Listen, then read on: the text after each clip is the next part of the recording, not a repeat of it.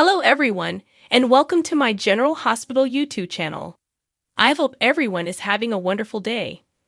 Before we begin, please hit the subscribers button and give this video a thumbs up. Georgie happily posed in the kitchen at Maxie's house with her gingerbread house as Felicia took pictures, but Maxie didn't seem to be there. Georgie elected to change first because she got frosting on her shirt, and Maxie snapped out of it when Felicia proposed they have a video conversation with Mac. Instead of waking the infant, Maxie asked her daughter to see how Bailey was doing. Maxie acknowledged that her life had changed quickly, and that she was unable to enjoy the festive spirit once Georgie left. Maxie brought up the fact that despite having broken up with Austin, she had been ecstatic about Deception's success the Christmas before. Maxie was reassured by Felicia that things would get better shortly. It was the doorbell ringing. Maxie was taken aback to discover a sopping Spinelli with a bag of Christmas gifts on her doorway. After taking a shower, Spinelli came back to the living room a little while later and thanked Felicia for lending him some more clothes from a box of Mac's old items that had been reserved for the shelter. Spinelli clarified that although his apartment was flooded due to a burst pipe, he was able to salvage his computer equipment. Spinelli was hesitant to accept Maxie's offer of her guest room until he could cover the cost. Spinelli persisted, even if Maxie refused to accept his money. Georgie came into the living room shortly after and was happy to see her father. She admitted that she wanted her father to be there when she opened her Christmas presents in the morning. Therefore, she requested he could stay the night. Georgie was thrilled to hear that Spinelli would be staying longer than just one night. But he and Maxie still needed to decide if Spinelli would be a tenant or a guest. Maxie gave in and accepted Spinelli's rent offer at Felicia and Georgie's insistence. Maxie and Georgie departed to prepare the guest room, and Spinelli returned with a triumphant look. He said, "I think she bought it, don't you?" Felicia concurred. Felicia was happy that they had come up with a plan to assist Maxie financially without giving her the impression that she was receiving charity. Georgie insisted that this would be the finest Christmas ever as they made their way back to the living room with Maxie. When Finn and Violet arrived to Elizabeth's house, Aiden was in the kitchen baking. Violet didn't seem festive at all, and Elizabeth soon sensed that something was wrong. Violet stayed calm and requested if she could color despite Elizabeth's best efforts to cheer her up. Violet had been silent all day, and Finn had not been able to persuade her to open up. He stated after she had left. Elizabeth told him to wait for Violet. Jake and Violet sat down a little while later, and Jake started talking to her about Santa. Jake noticed that Violet was still depressed and suggested that she talk to someone about her thoughts. "My father is leaving," Violet declared. Violet informed her father that she had overheard Jake discussing Finn's court case with Chase the night before, after Jake had pushed her to speak with Finn. It was evident right away that Violet was afraid her father would end up behind bars. Finn reassured his daughter that such a scenario would never occur. He gave a thorough explanation of how he was the subject of an inquiry at work, but he made a guarantee that everything would be okay. Violet hugged her father, relieved. Aiden, in the kitchen, inquired as to if Elizabeth was offended that Cam, rather than spending Christmas with the family, had gone skiing with his new girlfriend. Although Elizabeth acknowledged that it hadn't been simple, she wasn't shocked by Cam's choice because it appeared that he had a strong affection for the girl. Aiden said that it would have been wonderful to see his brother, as she was wondering whether it had bothered him. Elizabeth changed the subject and inquired as to whether Aiden felt excluded as a result of his brother's relationships. Aiden said, "There's actually someone I like too." Aiden confided in Elizabeth, with a little prodding, about his guy infatuation, Tobias. Aiden clarified that he and Tobias have a fondness for discussing baking science. Grinning, Elizabeth inquired as to if Tobias was the same young man who had constructed a wind turbine for the science fair. Because Tobias was interested in the environment and renewable energy, Aiden became excited when he realized that Tobias had deserved to win first place for his project, Elizabeth admitted. Aiden gave his mother a hug after agreeing. Aiden thanked Elizabeth afterward. Elizabeth expressed her gratitude to Aiden for having the confidence to inform her about Tobias. "Love you," she murmured. Aiden expressed his affection for his mother. While staying at Curtis and Portia's house, Curtis used the occasion to inform his family about the experimental treatment that could potentially help him regain his walking abilities. While Trina, Stella, and Marshall were thrilled for Curtis, he acknowledged that he wouldn't find out until January whether or not he had been accepted into the program. A knock on the door attracted Portia's attention, but the moment she saw Spencer, her smile turned to ice. Trina jumped into his arms and hugged him after Portia grudgingly accepted his invitation inside. Spencer wrapped his gifts beneath the tree and alerted Curtis and Portia to a broken outdoor light post. Trina told him she had made some of the ornaments for the Christmas tree when he expressed his admiration for it. Marshall suggested that Spencer and Trina turn on some Christmas music after noticing Portia's discomfort. Following their departure, Portia inquired whether Curtis was aware that Spencer would be stopping by. Curtis implied that Trina had forgotten to notify them. Although he accepted Portia's right to feel the way she did, he questioned whether she really wanted to begin the new year in conflict with the young man their daughter was in love with.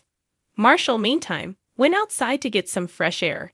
Stella arrived shortly after him, worried that he was standing outdoors in the cold. Marshall laughed, thinking how much she resembled her sister. He admitted that, having been lucky to spend Christmas with his son and grandson the year before, and now having the opportunity to do it all over again with a new granddaughter, he had been a little overwhelmed. He acknowledged that the manner he had abandoned his family made him feel unworthy of it. Marshall opened up to Stella about his chat with Irene after she encouraged him to move on from the incident because it was in the past. She told him, much to his astonishment, that she was constantly in communication with her sister, and that she had felt the presence of Irene around her just as much as she had when Irene was alive. Marshall expressed his gratitude to Stella for her unwavering support and for everything she had done for his boys. Stella reminded him that he had assisted her in keeping Trina's secret from Curtis, even though he gave her credit for mending their rift. With a smile, Marshall mentioned how he and Stella had always supported one another. Stella was sorry that Marshall had lost Irene and Epiphany, the two ladies he loved. Stella told Marshall that she had done so out of love for her sister and nephews, even though Marshall admitted that she had given up the man she had planned to marry in order to help raise Curtis and Thomas. Marshall and Stella started dancing when they heard her favorite Christmas music playing, but their casual friendship quickly became into something more. Stella retracted from the hug after a little period of time. Marshall apologized right away, but she waved it off, saying she was just distracted by the music and that she had accidentally left the oven on. While Portia bemoaned about Spencer, Curtis, and Portia were fixing the broken string of lights outside the front of the house, Spencer emerged a short while later and volunteered to help. Curtis thanked Spencer for the offer, but Portia yelled back that they were good. Telling Curtis and Portia that he hoped they would get to know one another better, Spencer began to check the lights. Portia clarified that all Curtis and she wanted was for Trina to be happy. Portia questioned what knowledge Spencer had of love, despite Spencer's insistence that he only wanted to see Trina happy since he loved her.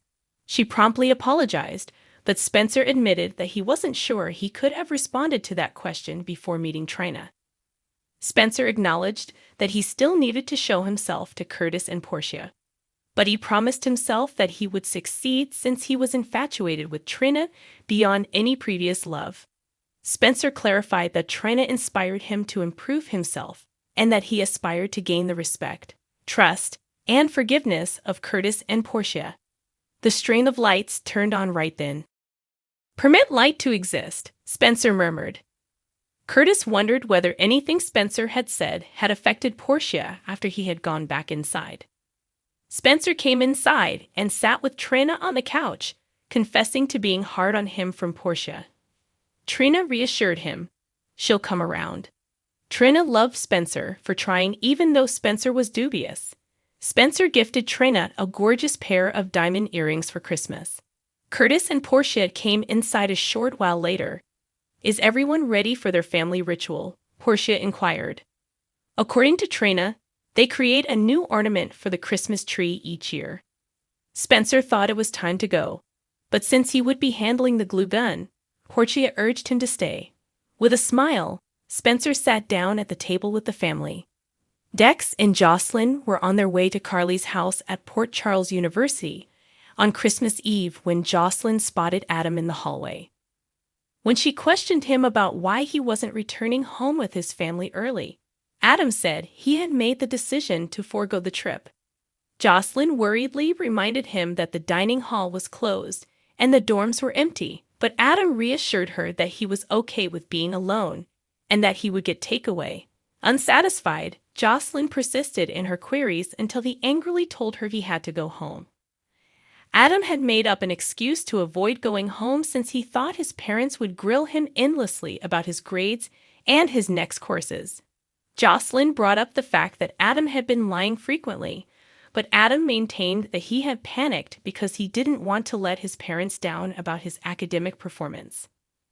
Adam was sure his parents wouldn't agree, despite Jocelyn's argument that his grades were excellent. Adam answered, "I promise, this way is better." After Adam departed, Dex appeared worried. He questioned, "What was that about?" Jocelyn chose to text her mother on Christmas Eve because she didn't want Adam to be alone. Adam went back to Jocelyn's dorm room shortly after. She told him he was invited to her family's Christmas Eve celebration. Dex stated, "The more, the merrier." Grinning, Adam said he would get his coat and meet them outside. Valentin knocked on Anna's door at Metro Court. He confessed that he had been taken aback when she had called to welcome him inside. But he missed Christmas Eve with Charlotte, so he urged her to make it short. His demeanor changed upon hearing Anna inquire for Charlotte's well-being. He told Anna that he was sorry not to have told her the truth earlier and that Charlotte had a long journey ahead of her. "You owed me the truth, but I owe you the same," Anna replied. Forsyth had started the fire at Anna's house, and Anna told Valentin all about Brennan and Forsyth's scheme to harm her. Though Valentin was glad Charlotte wasn't the cause of the fire, he felt bad for not alerting Anna about her. "Maybe then none of this would have happened," he replied. Although Anna acknowledged that Charlotte had been a victim of a plot against her, they had moved past it. Anna informed Valentin that Brennan was under arrest and no longer a threat when he questioned whether that was true. She did, however, inform him that she still had enemies and that it would be better for him and his family to stay apart. Valentin informed her that she had always remained by him even though he had enemies as well, so it had never stopped him before. After a brief moment of intimacy, Anna moved away from Valentin in preparation for a kiss. While Anna acknowledged that living with Valentin was simple, she still remembered standing in the doorway with Charlotte on the ground and her revolver in her hand. Even though she loved Valentino very much, Anna claimed that they couldn't move on since Charlotte needed her father and was in suffering. Valentin wasn't sure where he would be without Anna, so he wasn't sure how he was supposed to let her go. When they were together, Anna said she felt more seen than she had ever felt before, and she was appreciative of their time together. Valentin declared, "I've loved you my whole life." She recommended that they both acknowledge that a part of them would always love the other after he admitted that he didn't know how to stop. "If love were enough, then we'd probably be together, wouldn't we?" Anna responded. She tenderly kissed the top of his hand as she reached for it. She informed him in tears that they had to terminate things as respectfully and dignifiedly as possible, and Valentin looked shocked. Valentin gave her a strong hug and admitted that he had always knew he wouldn't be able to retain her. Charlotte was taken aback when she arrived at Valentin's house and saw Kevin and Laura wrapping gifts in the living room. Laura greeted her granddaughter and told her that Charlotte had been resting, so Valentin had asked them to come over while he went out. It was Christmas Eve, and Charlotte was disappointed that her father had left, but Laura reassured her that he would be back soon. Valentin had said they would spend Christmas together, and Charlotte hoped Laura was correct. Charlotte remarked, since last year he was away. Kevin and Laura exchanged a concerned look, but Laura grinned at Charlotte and said she was happy to have some time to spend with her granddaughter. When Charlotte perked up, Kevin asked her to assist him in curling a ribbon. With joy, Charlotte took a seat to assist with gift wrapping. Kevin quickly tucked the last of the gifts beneath the tree, but Charlotte soon made it clear that she had more in her bedroom. Since Christina Comes Home was Lulu's favorite Christmas movie, they opted to watch it while wrapping gifts. Once Charlotte had gone to her bedroom and Kevin had disappeared into the kitchen for snacks, Laura took out her phone and scrolled through pictures of Lulu. Laura acknowledged that Charlotte was maturing and needed her mother's care. While Laura vowed to support Charlotte during her trying times, she wished Lulu could have been there instead. Charlotte, in the meantime, went to get the gifts, but she had to put the bag down because of a slight ache. Reaching her mirror, Charlotte pulled her shirt to examine the scar. "My very first battle wound," she proudly declared. She moved to her jewelry box and took out a necklace on which the Cassadine crest was emblazoned in a huge pendant. After putting the necklace on, Charlotte went back to look at it in the mirror. "Anything for the family," she murmured. Kevin stepped into the bedroom at that moment. Charlotte, irritated, inquired as to his familiarity with knocking. He indicated that he had entered to inquire whether she preferred regular or peppermint hot chocolate, because the door had been ajar. Grinning, Charlotte requested a hot chocolate with peppermint flavor. Kevin inquired about the necklace, to which Charlotte said that it had formerly belonged to her grandmother Helena and had been given to her by her grandfather. She said that although she had thought about wearing it, she had concluded that it lacked a Christmas feel. Kevin went back to the living room after leaving Charlotte's room and informed Laura what he had seen. That Charlotte had taken pride in her injury astounded Laura. She questioned whether Charlotte had felt triumphant about splitting apart Valentin and Anna, or whether it was just a coping method. Considering what Helena had done, she also found it hard to comprehend why Charlotte would feel proud to wear Helena's necklace. Kevin speculated that Charlotte was searching for a strong, survivor-type person to look up to. Victor and Helena, the darker figures in the Cassadine family, were eligible, Kevin said. She may be using them as a way to cope with her trauma, he stated. Laura, speechless, said that she had worried about Nicholas for years, attempting to protect her son from the darkness that the Cassadines had left behind. She never would have imagined Charlotte facing the same demons. Laura added, "I can't bear to lose her too." They had to figure out a method to reach Charlotte, she said.